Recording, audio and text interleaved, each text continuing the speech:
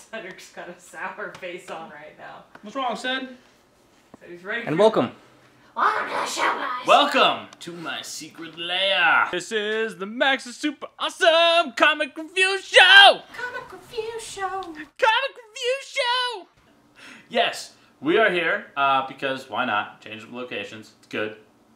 Air conditioned. The other space is air conditioned. We just have to turn it off because it's very noisy. Astro Zombies has air conditioning. It has a swamp. We are part of the 21st century. Not when we film. Not when we film though, because it's a little noisy, and it's bad for the camera, and the boss, aka Catfish, doesn't like that. So. Oh my god, Catfish is not the boss.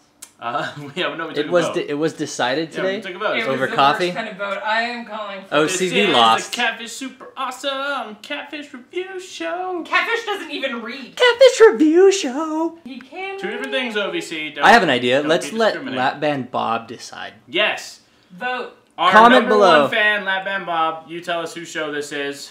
Do you need a wife?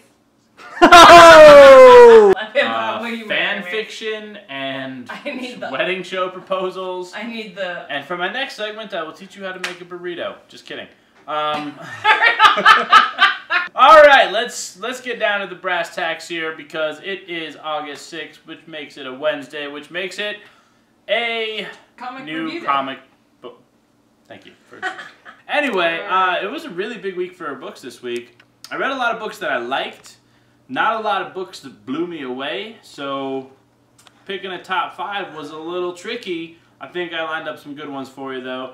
We're starting with Noodles. Perfect. Notables. Here. Honorable mentions. And as you might have just heard, Punisher is doing a crossover with Black Widow. In both issues. In both issues. Yes. Why didn't you tell me? In Punisher and in Black Widow, they're doing a crossover story. It's really cool. I like it. Why didn't you tell me? I like it a lot. I'm telling you now. Now I'm just let down. So I'm not going to be in there for another week. I'm telling you now. Look, there's an issue right there. You can have that one. Next up on our list of notables from Image Comics, it's Imperial, issue number 1. Not a really great number 1s from Image this week. There were a few number 1s from Image this week. Not great ones. I mean, that's what you get when you pitch ideas. What's this about? When you take all kinds of ideas, you know, sometimes. It looks homoerotic. Sometimes you hit a home run, sometimes you don't. That is the story of like a Superman-esque character. His name is Imperial. No, it's not Freddie Mercury. His name is Imperial. And he's the Superman of this planet, but he's dying. He knows his end is coming, so he's searching for his replacement. That's what that story's about. Speaking about pitching ideas, though, I decided that I'm going to pitch an idea to Image Comics. Cool, what is it? Yeah, I'm going to... I played a lot of, like, Grand Theft Auto as a kid, so I decided I'm going to pitch an idea about... Oh, I read a comic book about growing up in South Central. Only I'm going to do 0 research for it. Aside from Grand Theft Auto. Aside from Grand Theft Auto. I played some Saints Row. Yeah, maybe a little bit of Saints Row, just to get the wardrobe right. So there was kind of a big deal that happened over the weekend. Guardians of the Galaxies came out, and it was, did I say Guardians of the Galaxies? Well, I mean... It's Galaxy, singular. Well, for now. You never know. Yeah, that's true. You never know. But no, Guardians of the Galaxy came out. My personal review on this, best Marvel movie. What about Iron Man? Except for maybe Howard the Duck. Iron Man was pretty cool. Howard the Duck was like one of the biggest Worst flops movies in the ever. the movie world. Sorry, No, sorry about but your George Lucas. You can't win Guardians, Can't win them amazing. all. Definitely go check it Can't win them out. all, George Lucas. And in that same vein, this week we had 2 Guardians of the Galaxy books come out. Both both like featuring only one member of the team. The first one I want to talk about is the legendary Star-Lord, Peter Quill, quickly becoming one of my favorite Marvel characters, and that his book continues to be a driving force behind that sudden shift, in my opinions. Next up, we have Detective Comics issue number 34. It is the conclusion to Icarus. Fantastic, and I'm really excited to see what their next story arc is. Future's End continues to move along. This issue, we get to see a little sneak preview of the new Earth 2 weekly series that's coming up, World's End. I'm really, really excited for it. Also, check out the Earth 2 regular ongoing issue that came out this week, because it was awesome! Squidder. Next up. Squid Lord. Oh, my squid. Squid, squid, squid. I am the Squidder. I think that's all we need to say about that. Squid. Issue Get number ready. 2 out this week. Last up on our noodles, it is Batman Eternal issue number 18. We return to the Red Hood and the Outlaws story arc after what was a brief detour into some crazy netherworld experiences there. I'm still really liking Batman Eternal. It's like my Batman fix for the month because you get all the Batman characters in there. So, time for the top 5. Top 5! It's not that kind of show. Inappropriate shots omitted. Yes. Coming in at number 5 on the top 5, it is Grayson issue number 2. I feel like issue 2 is the milestone. You know, anybody can write a good issue number 1, but to follow it up with a good issue number 2, that takes some skill. Tim Seeley does it in this one. Really liked it. Love the story that they're building, and I love that they're finally addressing the relationship between Dick Grayson and Batman, which was really awesome. They reached their peak with the number 2? No. Number 3 is going to be toilet paper? Is that what you're insinuating? No, I just said... You know, God, if you're not going to have a good attitude... It's ridiculous. You know what they say? Nope. What do they say? About raccoons and carrying diseases. Bad apple ruins the bushel. Coming in at number 4, it is Rocket Raccoon, the other of the Guardians of the Galaxy books that came out this week. Fantastic stuff. It's a 6-issue miniseries from Scotty Young. Awesome. There's another Rocket Raccoon that's going around murdering people, so Rocket throws himself in jail to try and get closer to the secrets of that. Coming in at number 3, it is Moon Knight issue number 6. This is the final issue of the Warren Ellis run. And man, whew, talk about saving the best for last. I love it. However, not disappointed that Warren Ellis is leaving because one of my favorite writers was announced to be the follow-up writer on it. That would be Brian Wood from such notable books as DMZ. And at the back of the book, there is a sneak preview of what the first issue of the Brian Wood era will be. That is issue number 7. That'll be out next month. Very cool stuff. I like it. I like it a lot. I'm not a big fan of Moon Knight wearing a suit and tie, though. Come on, put him back in the cape and the cowl. Coming in at number 2, it's the Superior Spider-Man. I tried. That was awesome. Superior Spider-Man issue number 32, also known as Edge of the Spider-Verse, issue number 1. This is the beginning of what will probably be the greatest Spider-Man crossover to ever happen. All the Spider-Men. Everything that's going on. You don't think that there are too many Spider-Men? Well, there's about 100 of them in this issue, so no. I think really they need to get up to like the 3,000s. When's Booster gonna have his own? Booster Gold? Comic book. Booster Gold, Booster Gold. Well, he gets a one-shot next month. No, one-shots don't count. Well, then never. Oh, this is an Image book? Oh man, once again, Image reigns supreme at the top of our charts. Oh, because it was awesome. Yeah, this is Howtoons reimagination. I'm glad that there was an awesome. If you actually buy it for your children, they will have nightmares about the apocalypse for many... Well, I don't know about that. Kids are down with the apocalypse. It is... it's very dark, the world is ending. Global warming is destroying the world. And I say that only because this book tells me that. Nothing to do with any other scientific research that I may or may not have done on the subject. Scientific research, or you mean your leftist theories? Yeah, my leftist propaganda. Global warming. Don't tell Foxy. That's not. He's a socialist and a fascist. I'm going to do a quick cutaway to his realization of that propagandist book. Yeah. Really bad. Insert socialist propaganda. They have a lot of potatoes. I guess it is socialist propaganda. Right? Oh, it just dawned on Foxy. Sign up, join the banana club. Instead of donating the food to the poor. Yeah, instead of donating food to the poor, all of the hungry people in the Candy Kingdom have to become the military. That's crazy. Right? That's crazy, Kent Osborne. I don't know how I feel about this anymore. You're shouting now, Foxy. Yeah, you're shouting. Clearly outraged. Foxy's upset. Whoa! Whoa! Notice who didn't want to review Banana Guards issue number 2. Yeah, Foxy. It's really awesome. Yeah, it's so laced in with this story of like the world ending and this corporation trying to figure out how to save the world is but they do point out that oil is from dinosaurs, and I want to point out that dinosaur bones are also the devil's trick. Back to comics.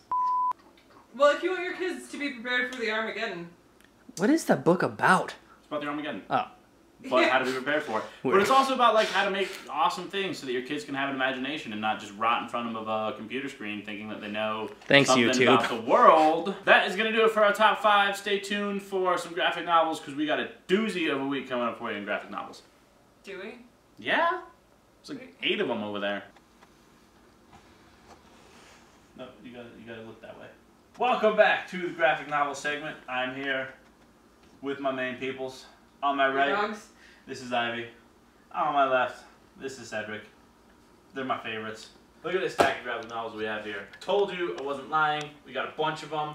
First up on the list I wanted to talk about, it is the collected works of Filler Bunny. Collected for the first time, Jonah Vasquez's wildly popular cult classic, Filler Bunny, in one awesome paperback. Is it a cult classic? It is a cult classic, yeah. Up next, one of my favorite books recently, Henry and Glenn Forever and Ever. It is a sequel to Henry and Glenn Forever. It's the story of Glenn Danzig and Henry Rollins as lovers, which is awesome. Agreed. And hilarious. Hilarity ensues. Up next, we have Trillium, Volume 1 from Jeff Lemire. This is a new series from Vertigo Comics. It's really cool. It's about 2 space explorers, two explorers, one from Earth, circa World War II, and one from an alien civilization. They both get stranded on an alien planet together, and they have to, one of them... Do they have to do it? They don't have to, like, do it, but they have to learn to work together to survive. It's really cool. Up next, from Marvel and Jim Starlin, the creator of the Marvel Comic Universe, it is Thanos, the Infinity Revelation. It's a straight-to hardcover original graphic novel. Oh, who was in Astro Zombies this week? Yeah, the actor that played Thanos. It's a cool little tidbit. Yeah. All right, last up on my list of graphic novels from Oni Press. This book, extremely excited for. It's called I Was the Cat. It is the story of a young journalist who gets a proposition to write the memoirs of a remarkable man. It turns out that man is a cat. Turns out that cat is also responsible for shaping all of world history. He's lived many, many lifetimes, and he's responsible for some of the most pivotal and catastrophic events in human history. It would be a cat. It would be a cat. I really do need this book. Yeah, everybody needs this book. That book. She's talking about Henry and Glenn. Yeah, I know, but it was a nice. But it was a nice that pitch one, for this one. Just for Bob at home. Just for Lap Band Bob. We love you, Bob. And that is going to do it for this week's graphic novels. Stay tuned after this brief cutaway for words of the show. It's cutaway time for a cutaway. Alright, welcome back. It is time for words of the show. In this segment, I'm going to address a few releases that are coming up. There was a bunch of stuff that was announced coming out of San Diego Comic-Con. There's a few series that I'm really excited for, and there's a few series that I'm not quite so excited for. The series that I'm really excited for, the new Batgirl series, looks fantastic. Looks like it's going to go back to a little bit... Yeah, Batastic. I like what you did there. See? Shit. That's from Roman, by the way, because that show rules. Okay. So as we discussed briefly earlier in the show, Grant Morrison's return to DC Comics begins later this month with Multiversity. He claims he's been hiding Easter eggs throughout everything he's ever written for Multiversity. Yes. Yeah. Do you think it's true? I do, because that sounds like Grant Morrison. I mean, he has been working on this book for 10 years. If any writer that's writing comics today is should going be allowed to pull do that it. off. Yeah. I agree. Yeah. Come on. The guy's a genius. And he's also like a 7th level Chaos Wizard, so I really don't want to say anything bad about him. Because is that a D&D thing? He'll hex me from here. I don't know, it just says that in the back of all of his books on like the About the Author things. He's a 7th level Chaos Wizard. I think he actually is a wizard. I'm an 8th level Chaos Wizard. Don't say that, because he's going to come and challenge you. Oh my god, please. No. Grant Morrison, don't bring that black Grant magic Morrison, down on us. please come and challenge OCV to a wizard contest. Don't bring that black magic down on me. I don't need that kind of catastrophe in my Grant life. Morrison, Grant if you're Morrison. watching, that would be so awesome. Grant Morrison. He's totally one of our fans. Maybe he is Lap Band Bob. Oh my god, will you Just marry kidding. me? No offense to Lap Band Bob. Will you marry me, Grant Morrison? You won't. I called dibs. Catfish doesn't want none? Nah, Oh, come on. I've already had it. So yeah, Multiversity. Grant Morrison, if you're watching the show, we appreciate it. Anyway, so off the heels of Multiversity, switching not from Multiversity, which is not a New 52 book, to a New 52 book, Future's End.